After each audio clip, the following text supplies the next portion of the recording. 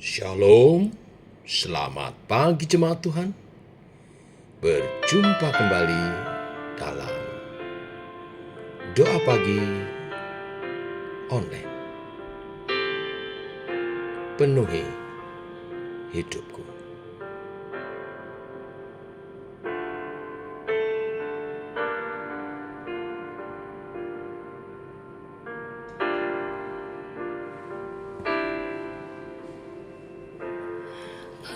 Penuhi sekarang Tuhan, penuhilah hidupku.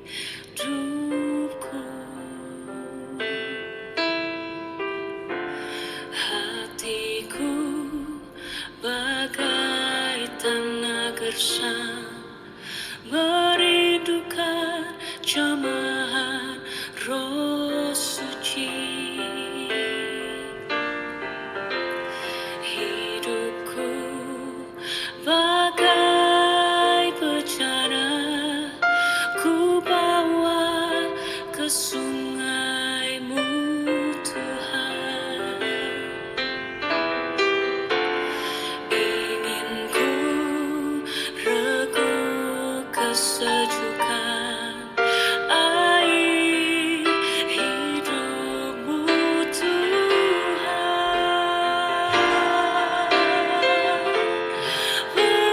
Penuhi aku sekarang, penuhi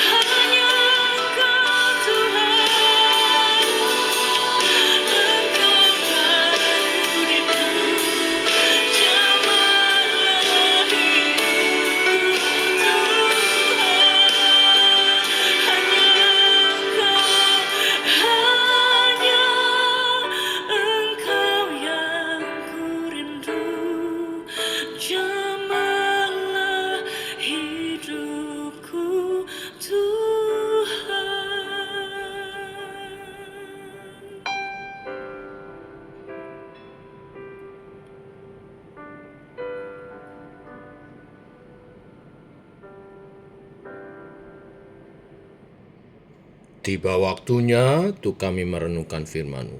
Firman-Mu lah suluh dan terang bagi jalan kami, Tuhan. Tuntun firman-Mu, terangi jalan kami. Dalam nama Tuhan Yesus Kristus.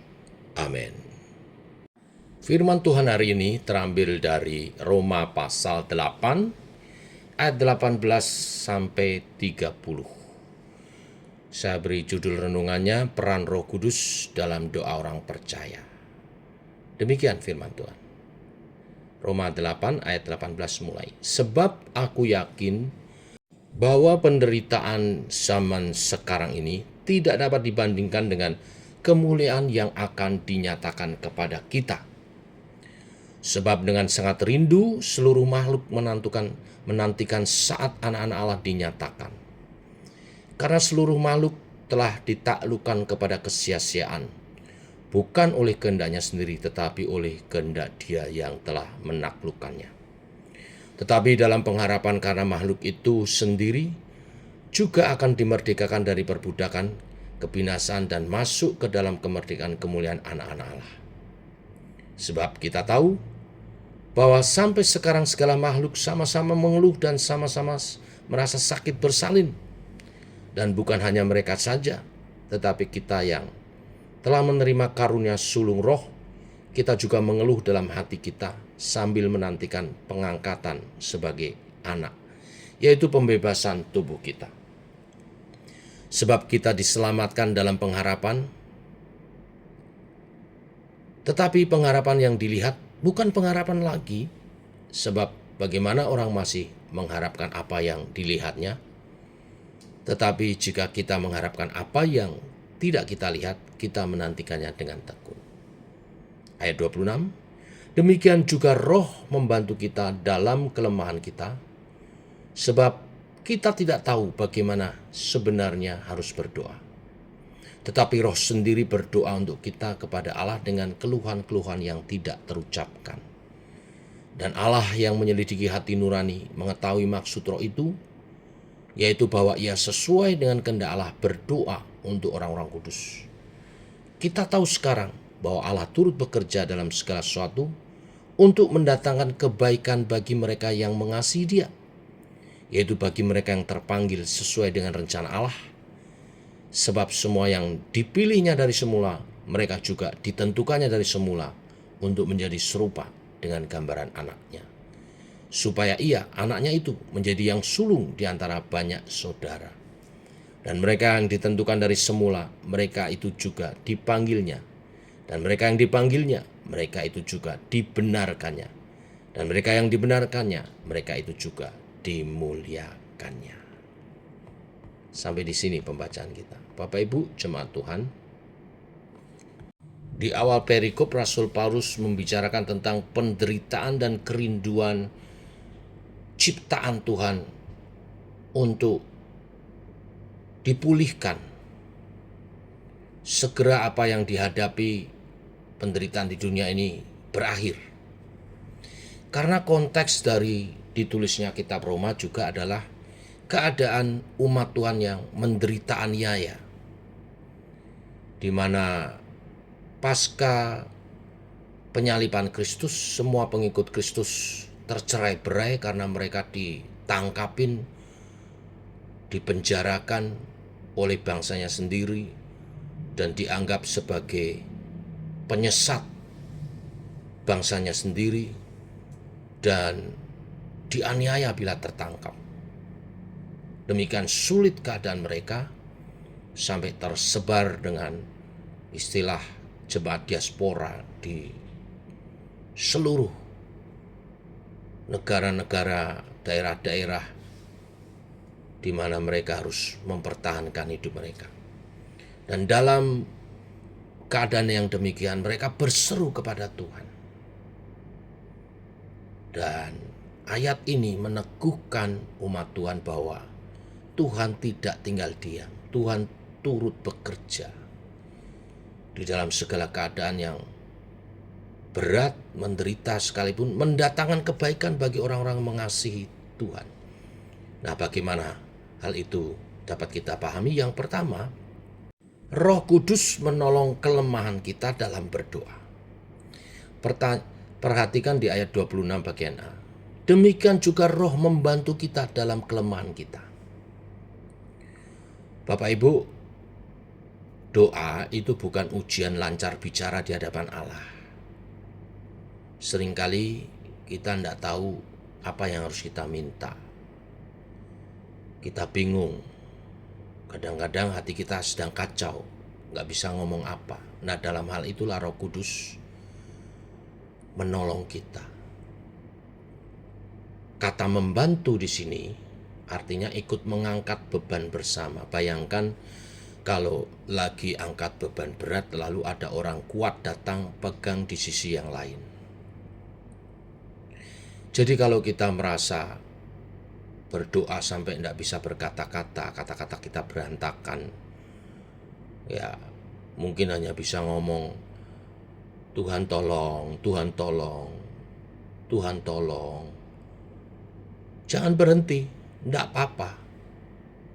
Karena Roh Kudus saat engkau berdoa dengan tidak bisa berkata-kata, Dia menolong saudara berdoa kepada Bapa.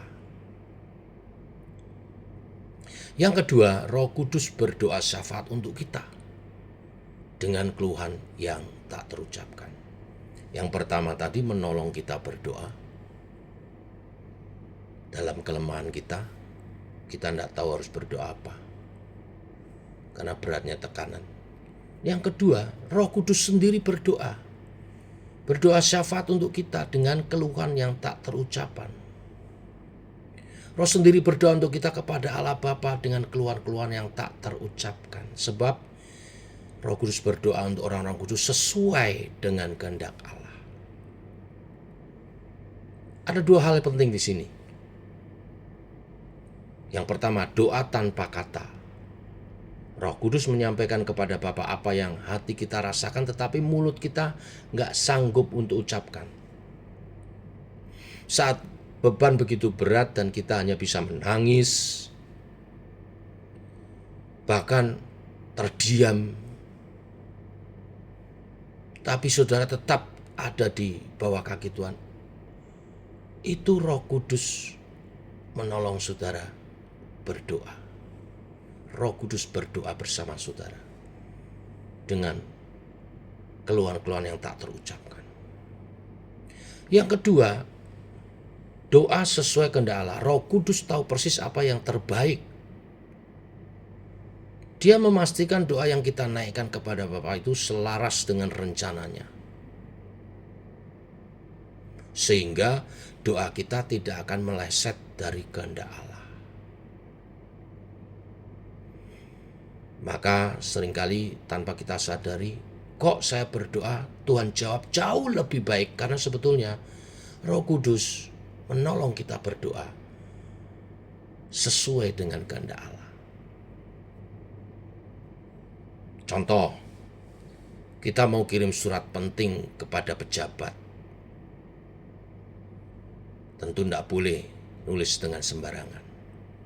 Lalu ada jemaah ahli yang tahu isi hati kita menulis dengan bahasa yang sempurna untuk diserahkan kepada pejabat.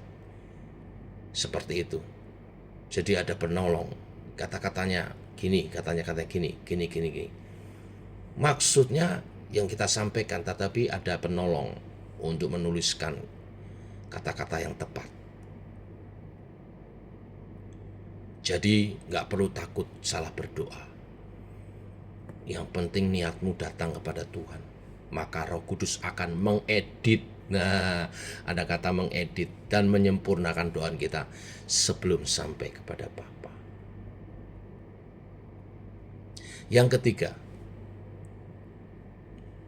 Roh Kudus mengarahkan doa kita kepada tujuan Allah. Apa tujuan Allah? Yaitu kita menjadi serupa dengan Kristus. Jadi sebetulnya Bapak Ibu, saya sendiri meyakini Tuhan menyelamatkan kita, menebus segala dosa-dosa kita.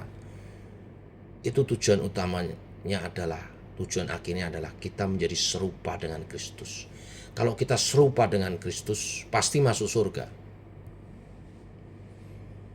Tapi masuk surga bukan tujuan utama. Tujuan utama dan rencana Bapa adalah menjadikan kita serupa dengan Kristus. Dan Roh Kudus mengarahkan doa-doa kita kepada tujuan Allah itu.